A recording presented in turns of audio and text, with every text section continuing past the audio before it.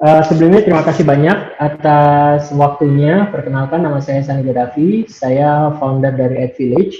Jadi AdVillage ini adalah perusahaan teknologi yang fokus sama dunia pertanian. Kita buat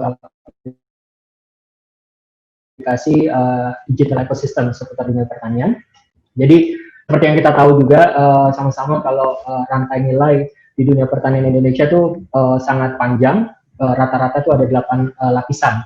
Dan setiap lapisan tuh menambah cost margin tuh sekitar 20%. Jadi ini salah satu contohnya alpukat soe dari daerah Lombok itu petani jual nggak sampai $1 dan di Jakarta ini termasuk alpukat yang sangat favorit itu harus beli sekitar $4 satu kilonya.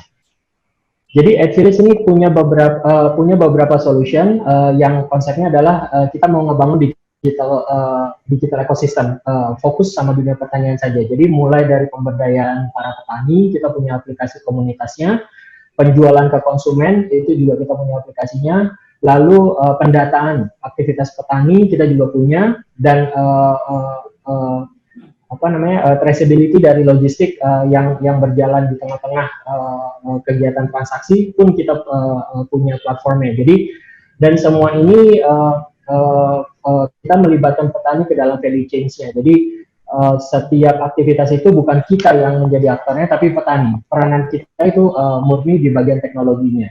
Lalu kita hubungkan mereka dengan konsumen-konsumen. Kita punya C2C model dan B2B model.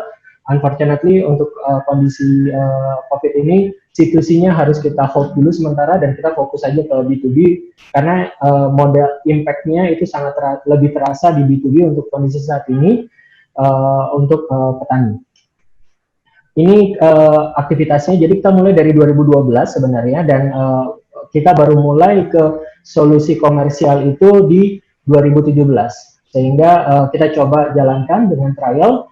Lalu di 2019 kita terapkan model B2B dan ternyata impact-nya itu sangat besar karena di 2018 fokus kita adalah mencoba untuk mengajarkan petani untuk bagaimana cara mereka bisa lebih profesional, bisa langsung melayani konsumen secara langsung. Pas kita set ke B2B model itu impact-nya sangat signifikan. Kita bisa meningkatkan income petani sampai 22 kali lipat. Dan 2019 kemarin itu kita sudah mencapai 1,5 M per bulan di Desember untuk transaksi seputar buah-buahan dan sayur-sayuran saja.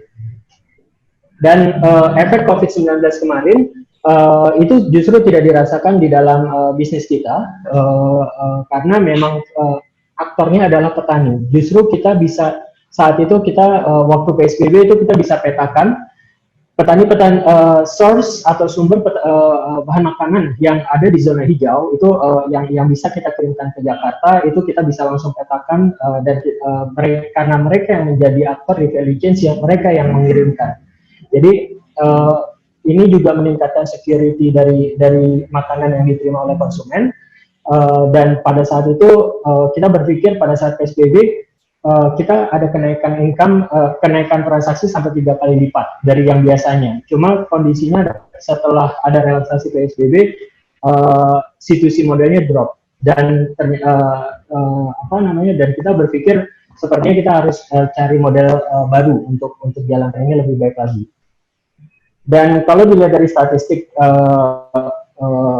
impor DKI Jakarta itu sumber bahan baku nabati itu masuk ke nomor kedua terbesar impornya. Jadi ada yang bisa kita improve dari kondisi yang terjadi saat ini dan yang kita harapkan dengan kita mengikuti kegiatan hackathon ini adalah kita mau coba mereplikasi model B2B yang sangat efektif yang kita lihat, yang kita bisa implementasikan ini ke C2C. Jadi kita bilangnya B2B2C model, di mana dengan network yang ada dari Smart City ini, kita bisa coba petakan order banyak dalam konsep B2B ke dalam satu titik, misalkan apartemen dan di dalamnya konsumen-konsumen yang ada di apartemen bisa langsung beli. Jadi pasar yang mendatangi konsumen, tidak konsumen datang ke pasar beramai-ramai lagi.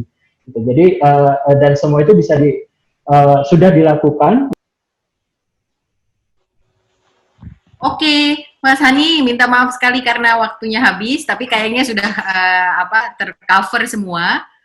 Kita masuk ke Q&A ya, 5 minutes Q&A. Silakan, saya unmute lagi Mas Hani ya. Boleh host bantu untuk unmute lagi. Silakan untuk mentor, ada pertanyaan klarifikasi, 5 minutes.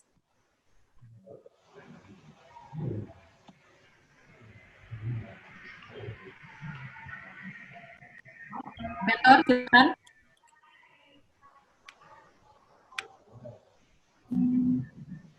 Halo, mentor. Yes, Mbak. Ya, silakan. Boleh deh. Okay, thank you, Mas Hani. Very interesting presentation. Satu pertanyaan aja sih, how does this impact ke Jakarta Smart City?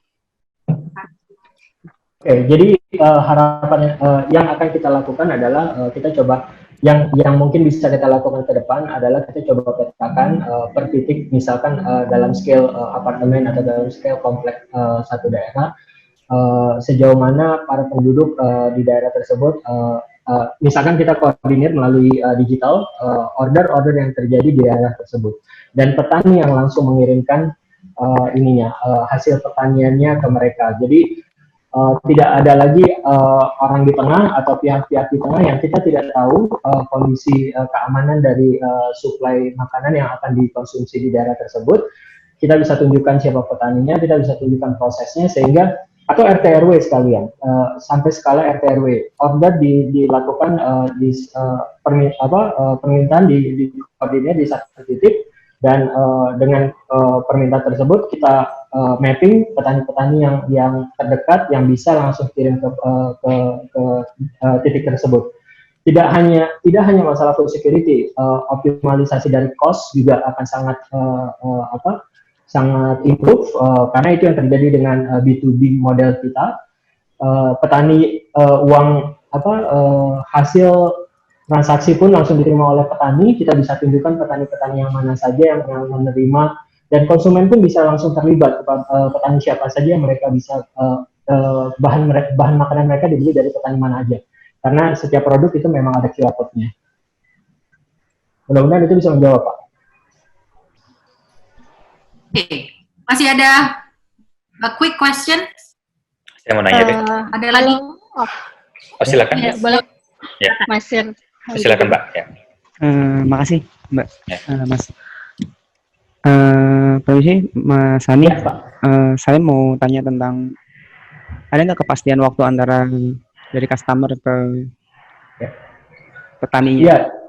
Jadi kita buatnya biasanya H-2, itu yang selalu kita lakukan dengan konsumen, dengan B2B partner kita. Cuma waktu COVID kemarin kita bisa sampai H-1, Pak. Jadi semua dikoordinir di satu titik, order di push ke satu titik tersebut H-1, dan itu sudah kita lakukan waktu itu. Tapi skalanya scale kecil, dan kita berpartnerannya juga bukan dengan Pemda, kita berpartnerannya dengan agregator yang ada di. Jadi dari kondisi scalability-nya kita nggak dapetin, tapi kalau dari sisi proof of concept itu sudah terjadi, dan itu memang yang berjalan pada saat PSBB kemarin, karena B2B kita tutup semua kan, restoran itu tutup, kita nggak punya pemasukan sama sekali, operational expenses kita tercover dengan model C2C yang dimana konsumen akhir tuh pada beli lewat website kita. Tapi balik lagi jauh lebih optimal kalau kita kondisikannya dalam bentuk B2B2C model. Masih. Satu pertanyaan terakhir. Oke. Mbak Cuci dulu atau silakan Mbak, silakan. Boleh Mas Arya aja dulu. Oke. Jadi dengan Egg Villages ini kan bagaimana Egg Villages bisa memberikan peluang ekonomi bukan hanya kepada petani, karena kan di sini kan banyak rantai logistik yang hilang ya, gitu ya. Bagaimana bisa memberikan peluang ekonomi buat orang-orang yang tadi berada di rantai tersebut, apalagi setelah corona mungkin perubahannya terasa ya, begitu ya. Ya. Yang kalau saya bisa share juga yang masalah PSBB kemarin, kita pun mensuplai para supplier ini Pak, para supplier gerobak sayur. Justru dari pengalaman kita, gerobak sayur ini justru yang lebih buat kita justru lebih lebih enak karena mereka bayarnya langsung. Kalau sama B2B kan biasa ada term of payment.